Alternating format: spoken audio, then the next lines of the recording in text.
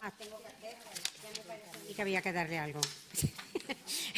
Ya era demasiado perfecto que se pusiera en marcha solo. Bueno, pues nada, decía que para mí es una satisfacción estar aquí en representación de tantas cosas, en representación del feminismo, en representación del Lobby Europeo de Mujeres de España, de CELEM, y para defender y para hablar de algo tan importante y tan interesante como los derechos de las mujeres.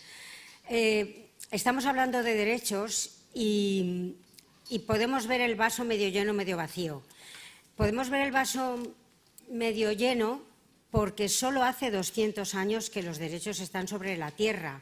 O sea, hace 200 años, prácticamente en 1789, que se proclamó los derechos universales. Se proclamó la Declaración de Derechos en la que los hombres asumían, estoy hablando como género masculino, los hombres asumían que eran poseedores y portadores de derechos. Por lo tanto, no hace casi nada en la historia de la humanidad conocida, pero la desconocida también es un porrón de años, no hace prácticamente nada que estamos hablando de derechos. Eso en primer lugar. En segundo lugar, estamos en un continente que, dentro de lo que cabe, por muchas comillas que le queramos poner, también es pionero en los instrumentos de defensa de los derechos fundamentales. Tanto la Unión Europea como el Consejo de Europa son dos organismos que hacen gala de la defensa de los derechos. Otra cosa es que esa defensa sea práctica, que los Estados que pertenecen a ellos estén más o menos implicados en este compromiso y en esta voluntad de la Unión Europea y del Consejo de Europa, pero en lo primero, de alguna forma, tenemos un referente a nivel de defensa, a nivel de proclamación, a nivel de jurisprudencia, a nivel de tribunales que pueden acoger las quejas o las vulneraciones de estos derechos. Y luego, por otra parte, estamos en un Estado, España, que con todos los paréntesis también y todas las cuestiones, he llegado a mitad, pero con parte de las cosas que ha dicho en la presentación de las jornadas Rosa Escapa, nuestra presidenta del Lobby Europeo, es cierto que tenemos dos de las leyes que han sido más importantes y más, de alguna manera, de adelanto a lo que ha sido la legislación internacional, que es la Ley contra la Violencia de Género y la Ley de Igualdad. Estas dos leyes, es cierto que son leyes y que los verbos se pueden interpretar como futuros o como imperativos, pero de alguna forma sí que es cierto que tenemos ahí un referente legislativo que puede servirnos para tener un aporte, un apoyo legal. Y luego es verdad también, tenemos unas organizaciones feministas en el Estado español que con bastante potencia, pese a todo lo que en estos momentos estamos enfrentando en relación a las circunstancias impuestas o sobrevenidas a nivel económico. Y luego el vaso medio vacío, porque es verdad que nunca está todo conseguido, porque es verdad que hay grados en la reclamación de los derechos, es verdad que no contamos con los recursos suficientes, es verdad que hacen falta más elementos de formación, tanto para los cuerpos, tanto para la policía como para la fiscalía, como para la judicatura, que todavía los juzgados de violencia son considerados juzgados de menor cuantía en términos académicos, en términos de decoro, que los jueces prácticamente en los juzgados de violencia solo van cuando no tienen más remedio, prácticamente de forma general, que los jueces en los juzgados de violencia solamente están 3 años, procuran estar el mínimo tiempo posible para picar espuelas y marcharse a otros que den más prestigio, y que todavía impera. La cultura machista está permeando la sociedad, está presente en los anuncios de televisión, en los programas, en la calle, en la filosofía general de la gente, y lo que es más preocupante, en los centros de poder, y muchísimo más preocupante en la educación. La educación es el elemento fundamental para combatir cualquier desigualdad y cualquier violencia de género, y en estos momentos la educación está sufriendo una de las peores crisis que hemos vivido en nuestro Estado.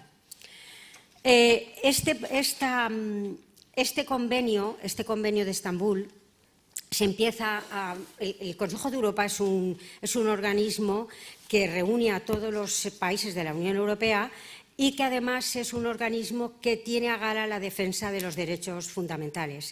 Por ejemplo, tiene un documento magnífico en cuanto a la participación política y luego ha promovido este convenio sobre la violencia de género, sobre la violencia doméstica y la violencia contra las mujeres.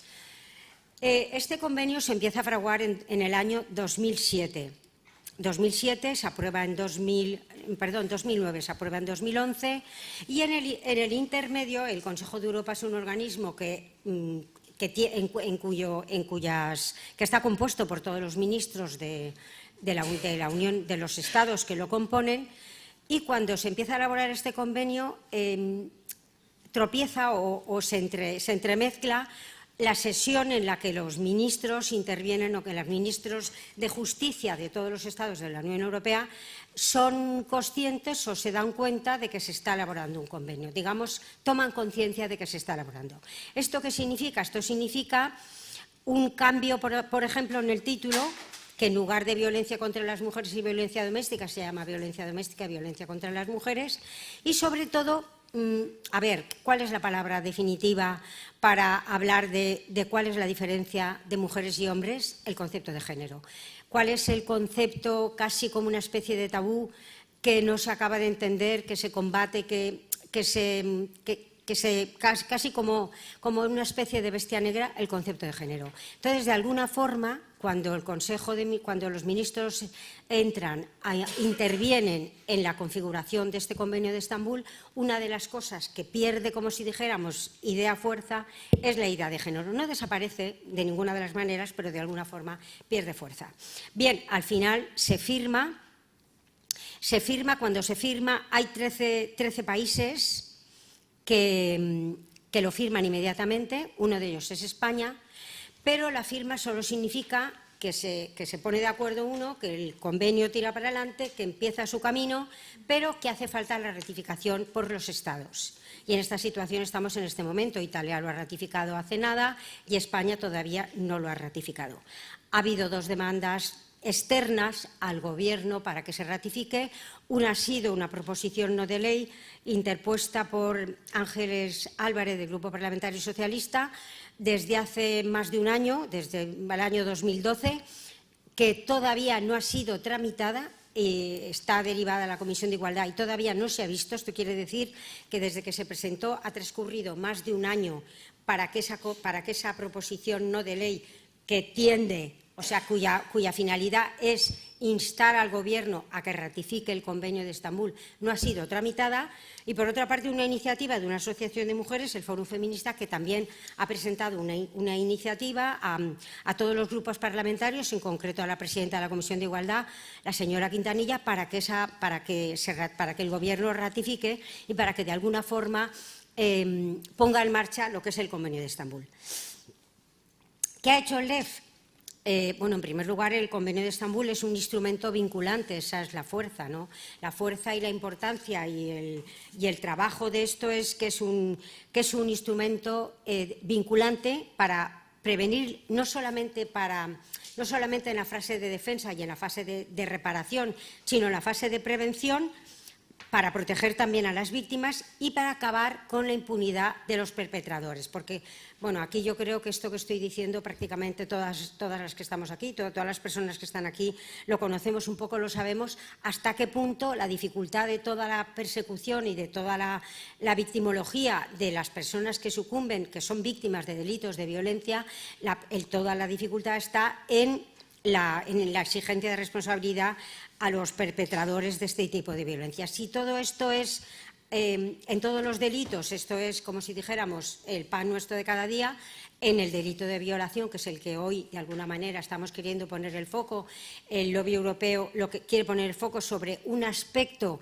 de violencia contra las mujeres que ha sido y es muy difícil tanto de perseguir como de demostrar como de denunciar.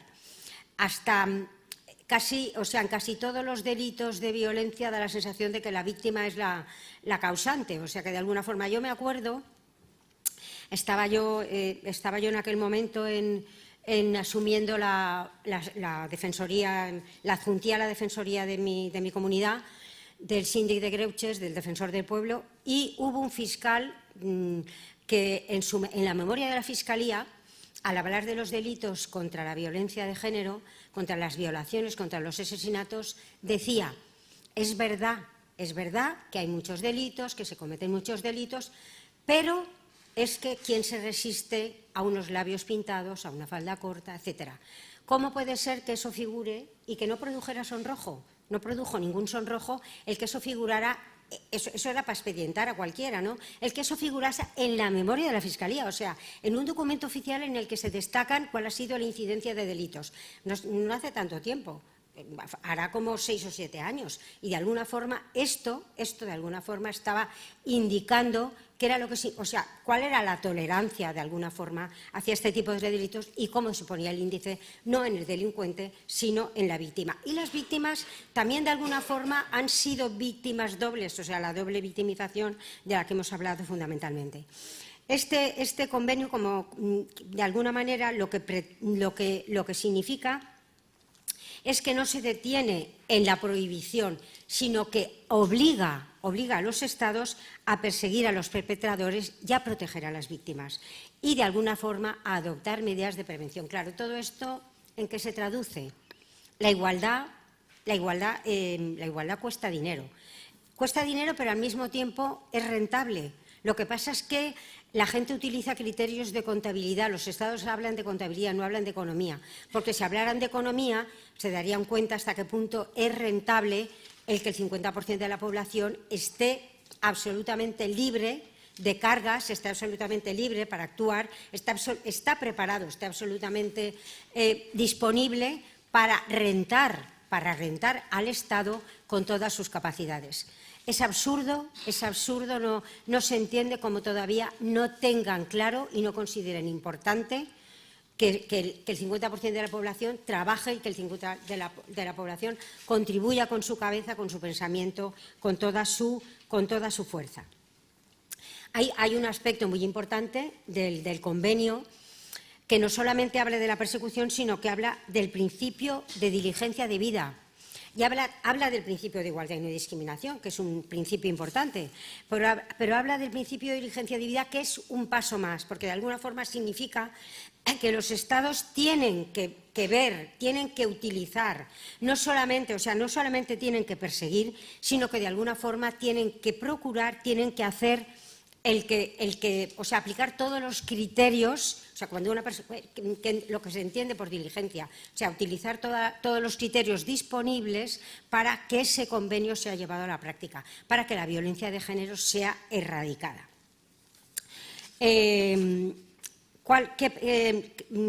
No se ha firmado, como estaba diciendo antes. En el artículo 5 es en donde se habla del principio de diligencia debida, y es detallar las obligaciones procesales en la persecución de la violencia y en la protección a las víctimas. Este concepto es lo que, porque muchas veces hay delitos, como en concreto el delito de violación, que no pasa, luego si me da tiempo daré una estadística, pero creo que también la tenéis, no pasa de lo que es el ámbito privado en muchísimas ocasiones.